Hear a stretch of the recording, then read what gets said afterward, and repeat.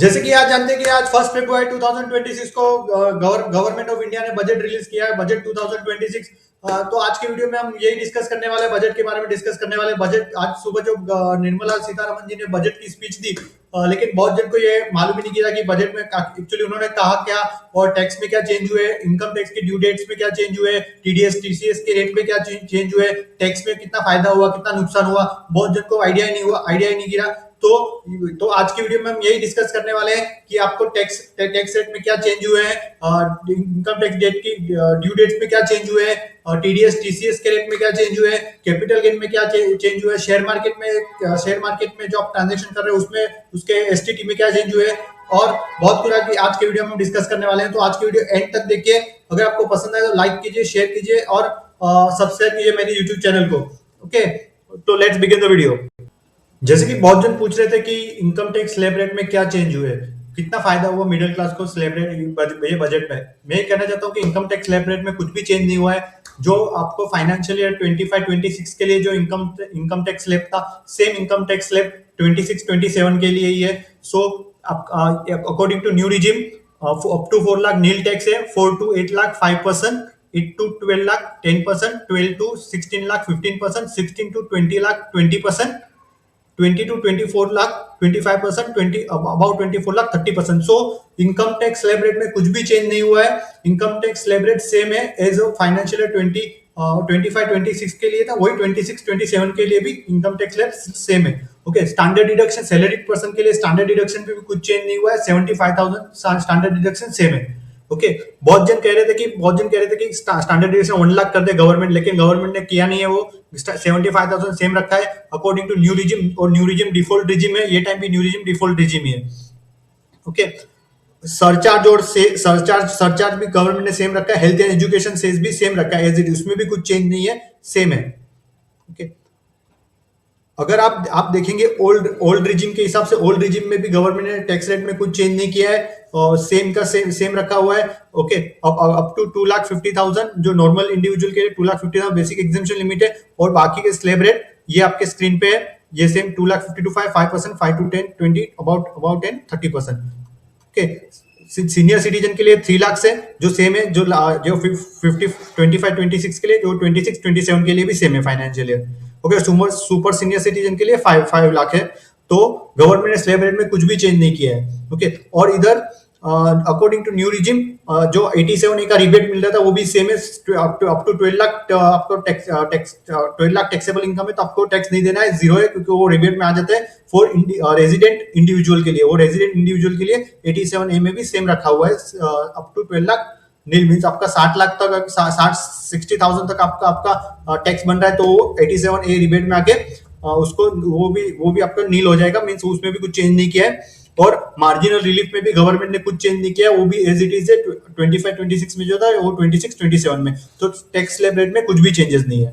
New income tax act जो government ने introduce किया है, ओके, इनकम टैक्स एक्ट 1961 की जगह भी इनकम टैक्स एक्ट 2025 अभी 1 अप्रैल 2026 से इफेक्टिव होगा।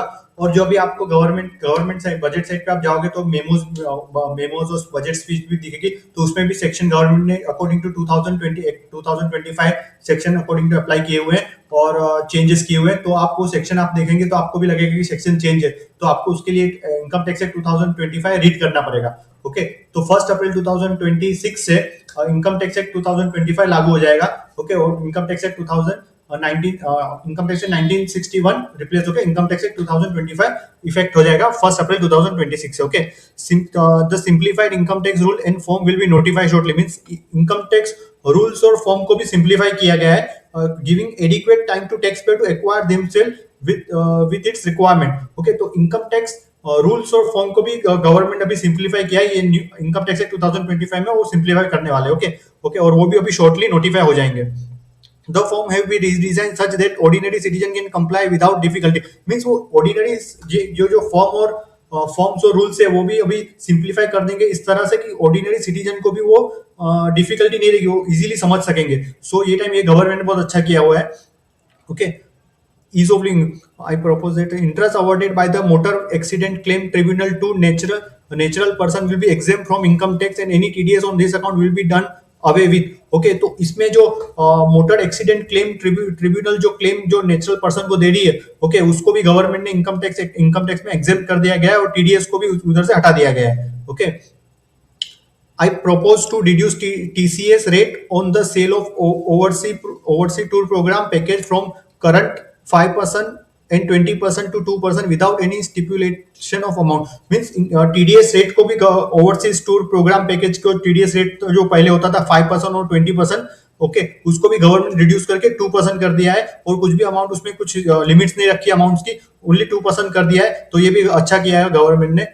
Okay, I propose to reduce TDS rate for pursuing education and for medical purpose under the liberalized remittance scheme from 5% to 2%. Okay, government ने जो TCS rate है education foreign education और education और medical purpose के जो TCS collect करते थे वो भी 5% से 2% उस पर भी कर दिया है, वो भी अच्छा किया है, 2% रिड्यूस किया है 2%। Okay, supply of manpower service is proposed to be specifically brought with the ambit of payment to contractor for purpose of TDS to avoid ambiguity. Thus, TDS on this service will be at the rate of 1 or 2% only. Okay, तो पहले जो supply of main power service था उसमें ambiguity थी, means कौन से section में आएगा, तो गवर्नमेंट ने उसको अभी ये बजट में प्रपोज कर दिया कि 190C में आएगा वो supply of main power services and उसको 1% और 2% अकॉर्डिंगली उस पर TDS एप्लीकेबल होगा। Okay. I propose scheme for small taxpayer wherein rule-based automated process will be enable obtaining lower or nil deduction certificate instead of filing application with the assessing officer. पहले क्या होता था कि अगर आपको TDS लोअर डिडक्शन अप्लाई करना है या नील अप्लाई करना है लाइक 15G और 15H के लिए, तो आपको ऑफिसर के पास जाना पड़ता था, उसके लिए ऑफिसर के पास अप्लाई करना पड़ता। लेकिन अभी उसको गवर्नमेंट ने उसको सिंप्लीफाई कर दिया है, आप ऑनलाइन उसको अप्लाई कर सकते हो, आपको ऑफिसर के पास जाने की असेसिंग ऑफिसर के पास जाने की जरूरत नहीं है और ऑनलाइन ही पूरा प्रोसेस हो जाएगा। तो ये टैक्स पेयर के लिए बहुत ही अच्छा सॉल्यूशन है, जैसे कि सीनियर सिटीजन के लिए 15G 50H अगर उनको करना है तो ये बहुत अच्छा गवर्नमेंट ने किया है। I propose to extend time available for revised return from 31st December up to 31st March with the payment of nominal fees. यहाँ गवर्नमेंट ने रिवाइज रिटर्न की फाइलिंग की ड्यू डेट्स एक्सटेंड कर दी गई है फ्रॉम फाइनेंशियल ईयर 26-27 से, like तो पहले 31 दिसंबर 2020 टू 31 दिसंबर थी, लेकिन अभी 31 मार्च तक बढ़ा दी है। रिवाइज रिटर्न आप 31 मार्च तक फाइल कर सकते हो विथ नॉमिनल फीस, यानी 1000 या 5000 जो नॉमिनल फीस है वो पे करके आप 31 मार्च तक आप रिवाइज रिटर्न अपनी फाइल कर सकते हो। I also propose to stagger the timeline for filing the tax return. Individual with ITR 1 and 2 return will continue to file till 31st July, and non-audit business cases or trust are proposed to be allowed timeline 31st अगस्त। सो जो salaried person है या ITR 1 और ITR 2 जो file करते हैं, जिसको ITR 1 ITR 2 applicable है, उनके लिए ड्यू डेट 31 जुलाई रखी गई है। लेकिन जो बिजनेस कर रहे हैं, जो नॉन ऑडिट बिजनेस केसेस है लाइक ITR 3 और ITR 4 फाइल करते हैं, उनके लिए ITR की ड्यू डेट 31 जुलाई से एक्सटेंड करके 31 अगस्त कर दी गई है। सो उसके लिए मैं टेबल भी आपको बताता हूँ, टेबल भी है मेरे पास एक। सो assessee including partner of firm or spouse of such partner where provision of section 170 to apply, means क्या फॉरेन शिपिंग कंपनी के लिए, ये फॉरेन शिपिंग कंपनी के लिए ड्यू डेट है 31 नवंबर रिटर्न फाइलिंग की।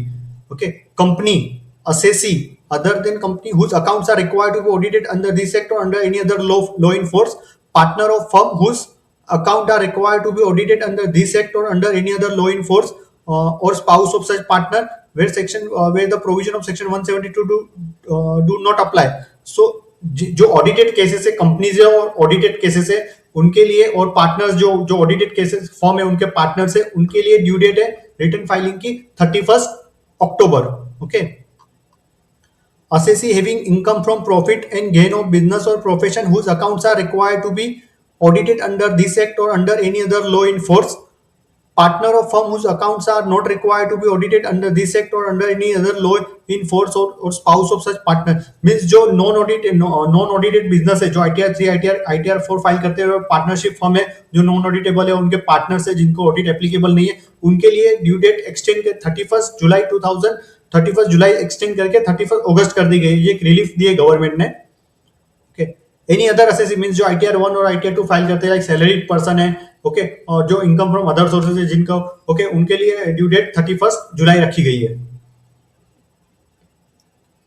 ओके, बाकी रिवाइज रिटर्न की भी ड्यू डेट एक्सटेंड कर दी गई है, 31 दिसंबर से एक्सटेंड करके 31 मार्च कर दी गई है।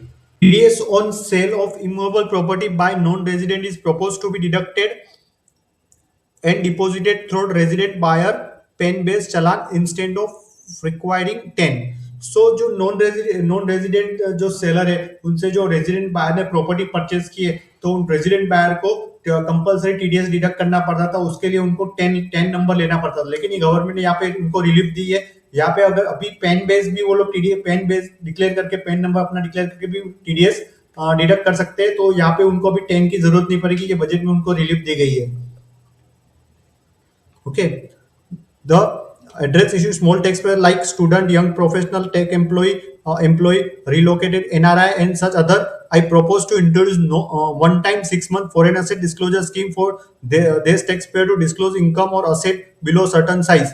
Below certain means small tax payer को जो जो अपने फॉरेन एसेट डिस्क्लोज करना भूल गए या उन्होंने डिस्क्लोज नहीं की, लाइक बहुत स्मॉल टैक्स पेयर के फॉरेन के शेयर रहते हैं जहाँ से उनको डिविडेंड भी रिसीव करते हैं, या आरएसयू रहती है फॉरेन कंपनी की, तो जो उन्होंने डिस्क्लोज नहीं की, तो गवर्नमेंट यह ऑप्शन दी हुई है उन लोगों को कि 6 मंथ के अंदर वो अपनी फॉरेन असेट डिस्क्लोज करके उस पर टैक्स पे कर सकते हैं। Okay, this scheme will be applicable for two category of taxpayer who did not disclose their overseas income or asset and who disclosed their overseas income or asset paid due tax but could not declare the asset required।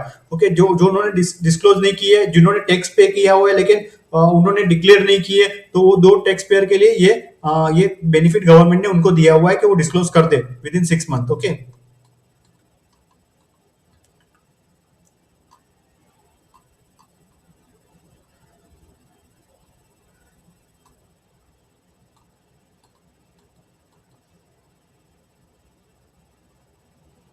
Okay, other अभी government ने यहाँ पे capital gain, बहुत जन ऐसे पूछ रहे हैं कि कैपिटल गेन टैक्स में शेयर मार्केट में अगर हम कैपिटल गेन अर्न कर रहे हैं, शॉर्ट टर्म और लॉन्ग टर्म प्रॉफिट अर्न कर रहे हैं, तो फिर उनमें क्या बेनिफिट दिया है, उनमें क्या टैक्स रेट में क्या चेंज किया है। तो मैं ये कहना चाहता हूँ कि बजट में कैपिटल गेन के लिए भी कुछ भी चेंज नहीं है। जो फाइनेंशियल ईयर 25-26 के लिए था वो 26-27 के लिए भी सेम है, कुछ भी चेंज नहीं है। गवर्नमेंट ने कुछ भी चेंज नहीं किया हुआ है यहाँ पे।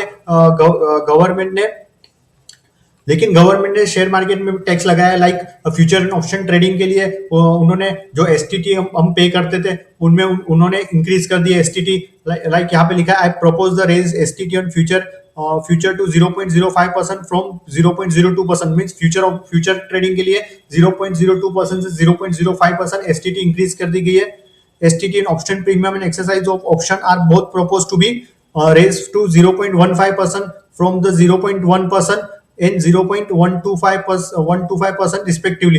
मींस यहाँ गवर्नमेंट ने ऑप्शन प्रीमियम के लिए 0.1% से 0.15% और एक्सरसाइज और ऑप्शंस के लिए 0.1% 0.125% यहाँ पे गवर्नमेंट ने शेयर मार्केट पे टैक्स इंक्रीज कर दी गई ऑप्शन में फ्यूचर एंड ऑप्शन ट्रेडिंग के लिए। सो इसलिए शेयर मार्केट डाउन था संडे को। ओके, सो यहाँ पे कैपिटल गेन टैक्स रेट में कुछ भी चेंजेस नहीं है। Capital gain as it is है, शॉर्ट टर्म और लॉन्ग टर्म। यहाँ पे चेंज किए फ्यूचर एंड ऑप्शन ट्रेडिंग के लिए टैक्स रेट गवर्नमेंट ने एसटीटी गवर्नमेंट ने बढ़ा दी है। जो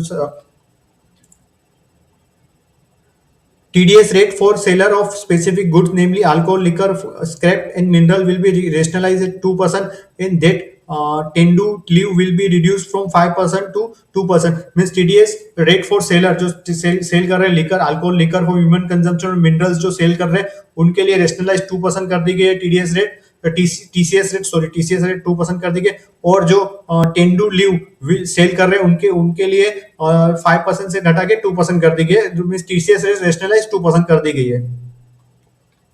ओके, यहाँ पे गवर्नमेंट ने बायबैक ऑफ शेयर्स को भी कैपिटल गेन के दायरे में लाया है। Okay, I propose the buyback of all type of share as a capital gain. Okay, however distinctive misuse of the tax एब्रिटेज promoter will be pay additional buyback tax. This will be make effective tax rate 22% for corporate promoter. For non-corporate promoter, effective tax rate will be 30%. Okay, so यहाँ पे government ने buyback of shares को भी capital gain tax के दायरे में लाया गया है 22% फॉर कॉर्पोरेट प्रमोटर के लिए, और नॉन कॉर्पोरेट प्रमोटर के लिए इफेक्टिव टैक्स 30% है।